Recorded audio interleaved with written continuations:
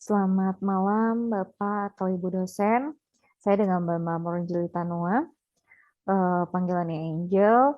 Kali ini saya akan mempresentasikan tentang UAS Emerging ICT pada soal nomor 456.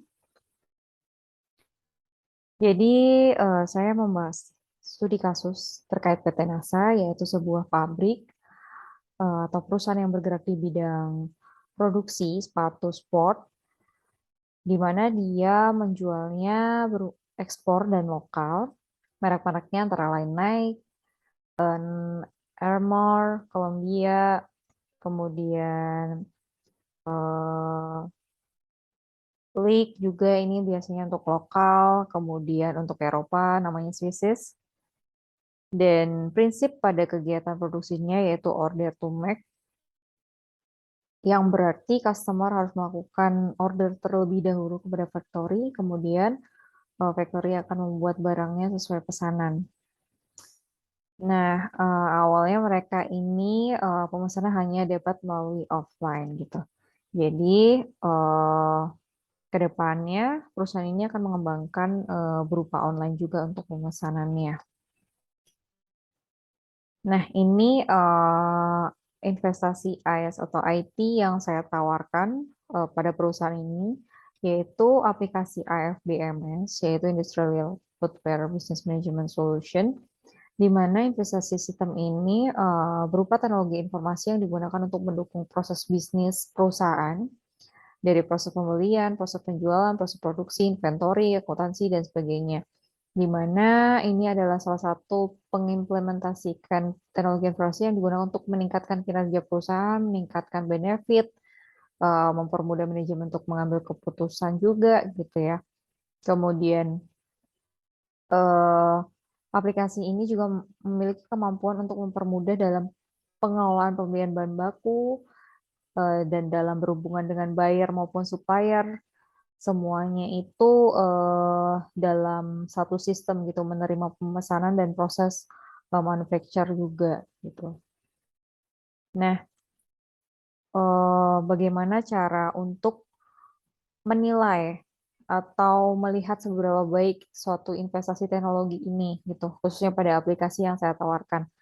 Nah, yang pertama adalah biaya investasi awalnya. Jadi total biaya investasinya 5M.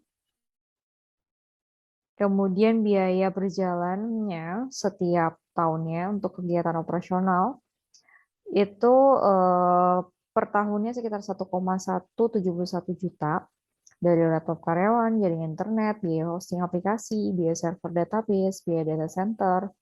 Nantinya ini ke depannya akan menjadi cost dari perusahaan tersebut. Nah, dari sini setelah dihitung-hitung seberapa hemat sih biaya yang dikeluarkan oleh perusahaan eh, setelah melakukan investasi aplikasi ini. Nah, ini ternyata setelah dihitung-hitung, aplikasi ini dapat mengurangi biaya beban gaji, biaya sewa kantor, biaya administrasi, dengan total penghematan 4,560 juta per tahunnya. 4,5 miliar ya per tahunnya. Jadi dari dari beban gaji yang sebelumnya 120 karyawan bisa berkurang 80 karyawan, jadi bisa hemat sekitar 4,3 M. Kemudian sewa kantor juga berkurang karena tidak perlu, karena karyawan juga berkurang sehingga tidak memerlukan kantor lagi, sehingga biayanya dihapuskan gitu ya. Jadi hemat 120 juta, kemudian alat kantor juga hemat 120 juta. Jadi total lumayan ya, bisa hemat sekitar 4,5 M. Nah, ini adalah proyeksi penjualan setelah eh, melakukan investasi pada aplikasi ini.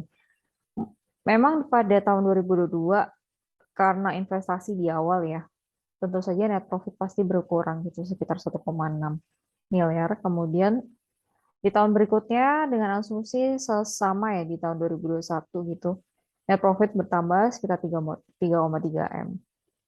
Jadi memang Proyeksi total net profit 2022 ini sekitar 31 M.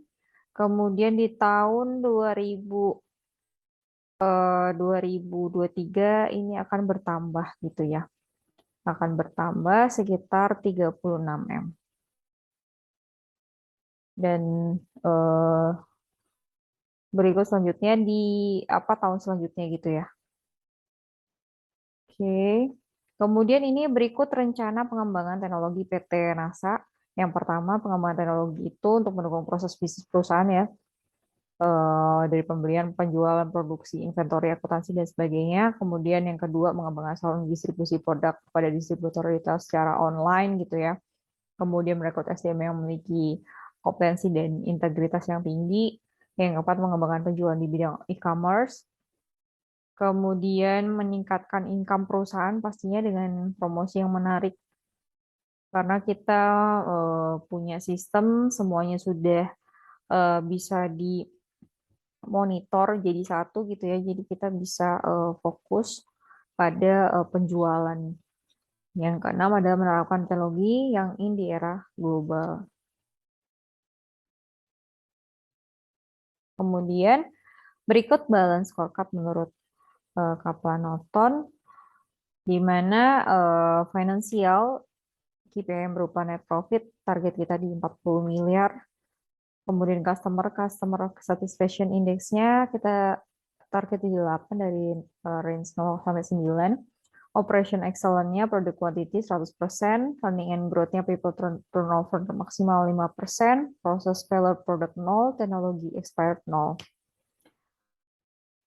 Kemudian berikut IT balance scorecard PT NASA. Corporate contribution-nya KPI berupa real-time business process. Menurut sudut pandang dari shareholder atau pengurus, target 100%. Kemudian IT valuation-nya juga 100%. User orientation berupa system integration, testing, UAT, migration-nya semua 100%. Operational excellence, system availability 100%. Storage performance juga 100%. Future orientation, IT rejuvenation-nya 2 times per year. DRC implementation-nya 100%. Oke, sekian dari saya. Terima kasih.